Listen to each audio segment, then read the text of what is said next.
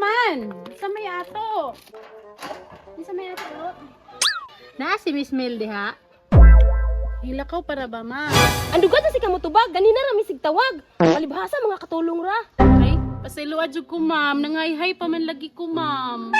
Ay, pagsultingon na sa niko. Mura magagdili ka tao. Waman ko maginahanglan sa imong opinyon. Aw. Wa ka kailana mo. Dapat ablihan mi nimo diretso kay kami ang business partner ni Miss Mel. Adya man na siya tagdati. Pila man na siya ingon. Sud sa alaman mo ma'am, diri ra huwata si Miss Mel.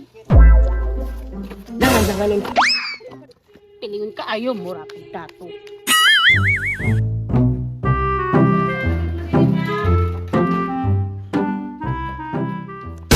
Pusta day ng imong mga gamitaan kay inig-abot ni Miss Mel unja sigurado tang-tang tatay langan-langanon ka kadyo.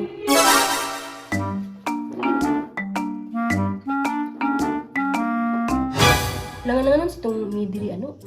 May yung tagmatang-tang to siya. Adya ko inanan sa niko. Kinanginabuhi na ng tao.